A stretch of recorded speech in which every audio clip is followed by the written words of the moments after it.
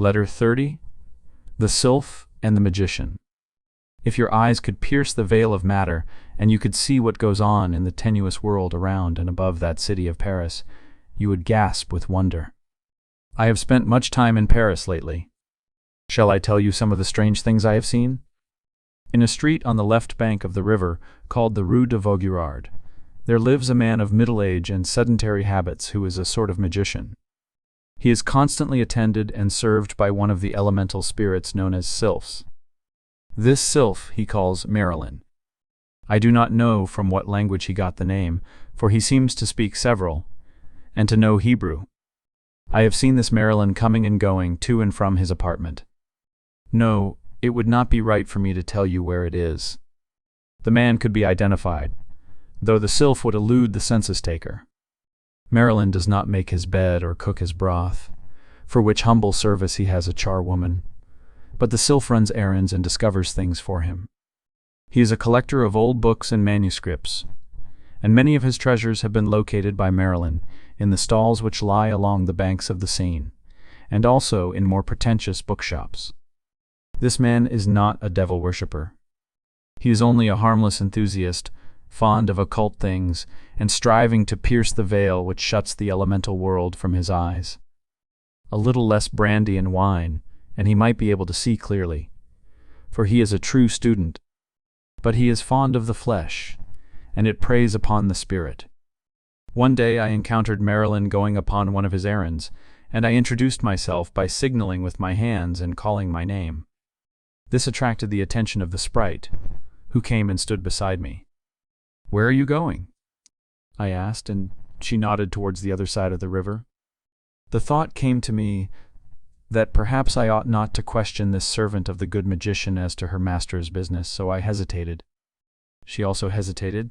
Then she said, "But he is interested in the spirits of men." This made the matter simpler, and I asked, "You do his errands?" "Yes, always." "Why do you do his errands?" "Because I love to serve him." "And why do you love to serve him?" "Because I belong to him." I thought every soul belonged to itself. "But I am not a soul." Then what are you? "A sylph." Do you ever expect to be a soul? "Oh, yes.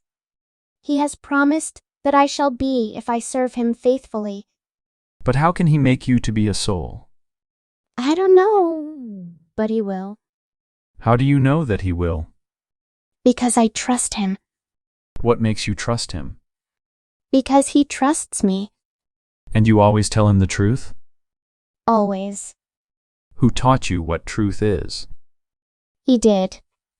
How? This seemed to puzzle the being before me, and I feared she would go away, so I detained her by saying quickly, "I do not want to worry you with questions which you cannot answer. Tell me how you first came into his service." "Ought I?" So you have a conscience? "Yes, he taught me to have." But you say that he is interested in the spirits of men. "Yes, and I also know good spirits from bad ones." Did he teach you that? "No, How did you learn? I always knew." Then you have lived a long time? "Oh, yes." And when do you expect to have, or to become a soul? "When he comes out here, into this world where we are." This staggered me by its daring. Had the good magician been deceiving his Sylph? Or did he really believe what he promised? What did he say about it? I asked. "That if I would serve him now, he would serve me later." And how is he going to do it? "I don't know." Suppose you ask him? I never ask questions. I answer them. For instance, what sort of questions? I tell him where such and such a person is, and what he or she is doing. Can you tell him what these people are thinking? Not often, or not always. Sometimes I can. How can you tell? By the feel of them. If I am warm in their presence, I know they are friendly to him. If I am cold, I know they are his enemies. If I feel nothing at all, then I know that they are not thinking of him, or are indifferent. And your errand this evening? To see a lady. And you are not jealous? What is jealous? You are not displeased that he should interest himself in ladies? Why should I be? This was a question I could not answer, not knowing the nature of sylphs. She surprised me a little, for I had supposed that all female things were jealous.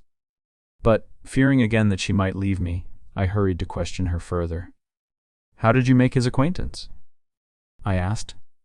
He called me. How? By the incantation. What incantation? The call of the sylphs. Oh, I said. He called the sylphs and you came. Yes, of course. I liked him for his kindness, and I made him see me. How did you manage it? I dazzled his eyes until he closed them, and then he could see me. Can he always see you now? No, but he knows I am there. He can see you sometimes still? Yes, often. And when he saw you first? He was delighted and called me loving names and made me promises. The promise of a soul. That first time? Yes. Then you had wanted to have a soul? Oh, yes. But why?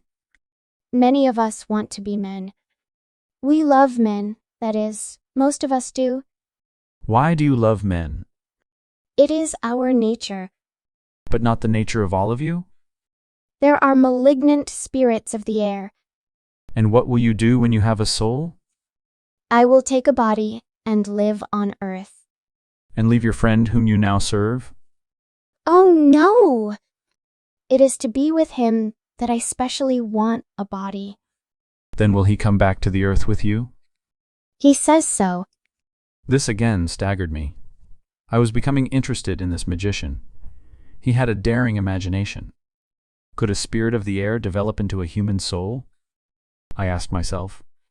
Was the man self-deceived? Or, again, was he deceiving his lovely messenger? I thought a little too long this time, for when I turned again to speak to my strange companion, she had left me. I tried to follow, but could not find her, and if she returned soon, it must have been by some other road. Though I looked in all directions, she was invisible to me. Now, the question will arise in your mind, in what language did I talk with this aerial servant of a French magician? I seemed to speak in my own tongue, and she seemed to respond in the same. How is that? I cannot say, unless we really used the subtle language of thought itself.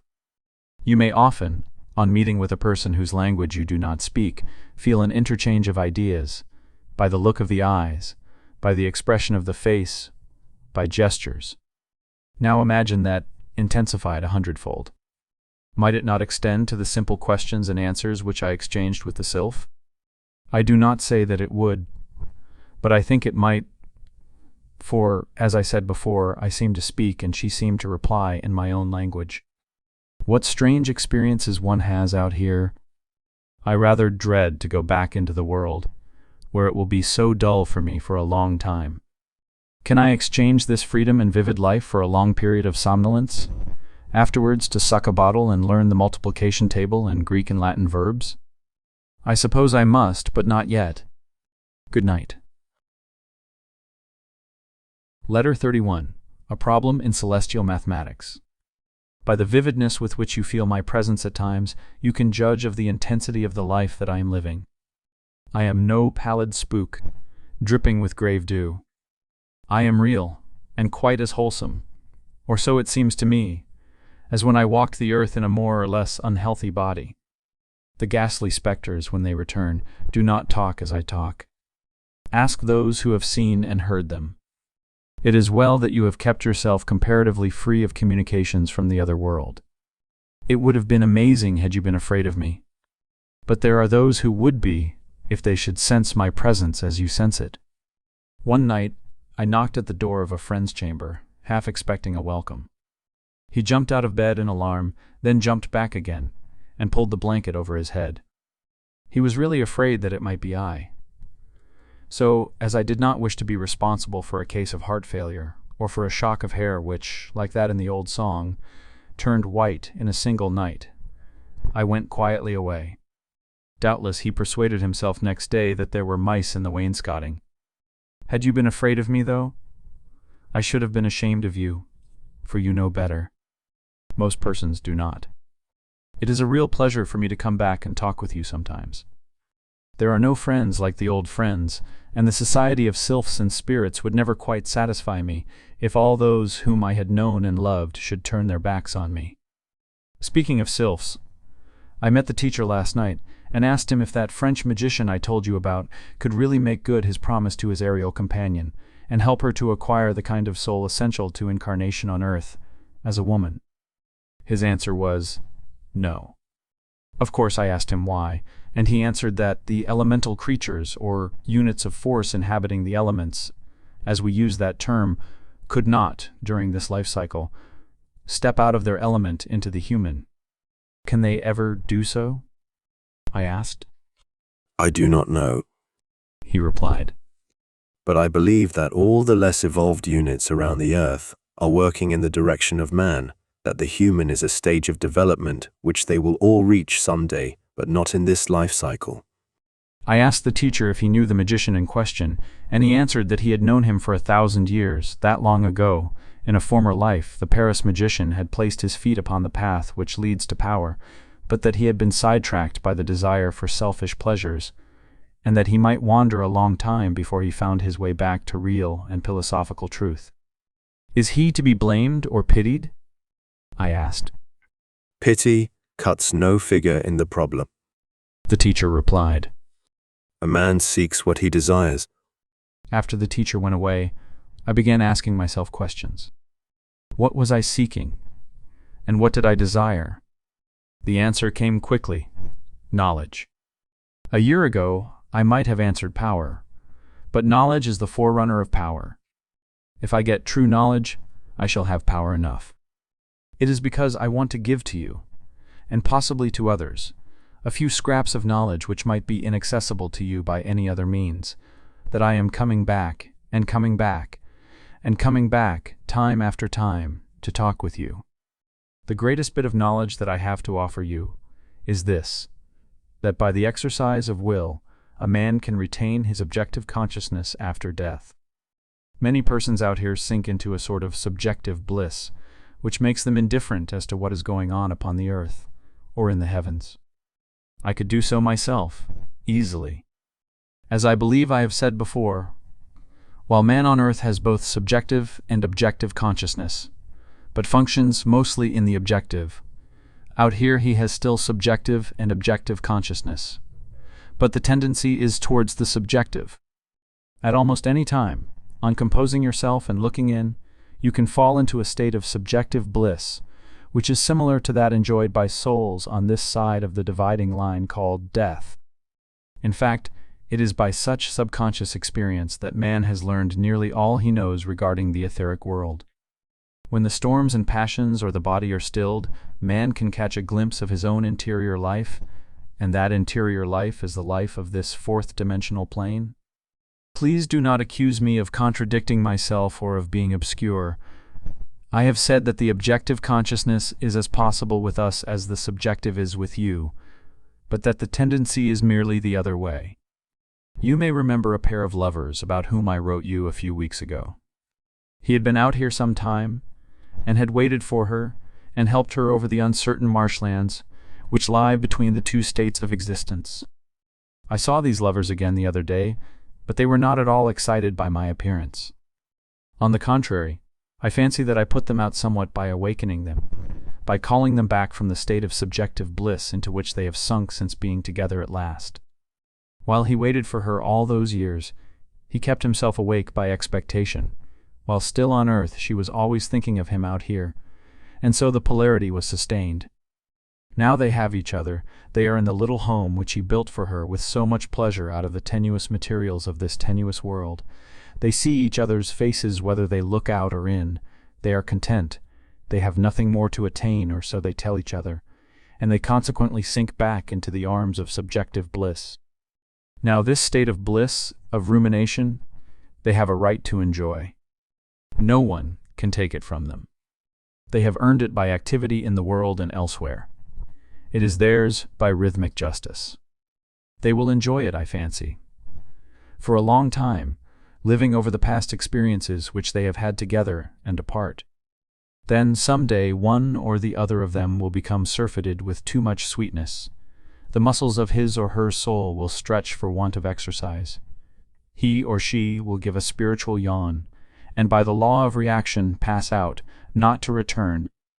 Where will he or she go, you ask? Why, back to the earth, of course.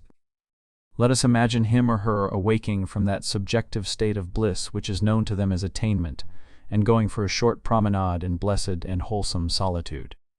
Then, with a sort of morning alertness in the heart and the eye, he or she draws near to a pair of earthly lovers. Suddenly the call of matter, the eager, terrible call of blood and warmth, of activity raised to the nth power, catches the half-awakened soul on the ethereal side of matter, and he has again entered the world of material formation. He is sunk and hidden in the flesh of earth. He awaits birth. He will come out with great force by reason of his former rest. He might even become a captain of industry if he is a strong unit. But I began by saying he or she. Let me change the figure. The man would be almost certain to awake first, by reason of his positive polarity. Now, in drawing this imaginary picture of my lovers, I am not making a dogma of the way in which all souls return to earth. I am merely guessing how these two will return. For she would probably follow him speedily when she awoke and found herself alone. And the reason why I fancy they will return in that way is because they are indulging themselves in too much subjective bliss. When will they go back? I cannot say. Perhaps next year, perhaps in 100 years. Not knowing the numerical value of their unit of force, I cannot guess how much subjective bliss they can endure without a violent reaction. I am sure that you are wondering if someday I shall myself sink into that state of bliss which I have described. Perhaps. I should enjoy it, but not for long, and not yet. However, I have no sweetheart out here to enjoy it with me.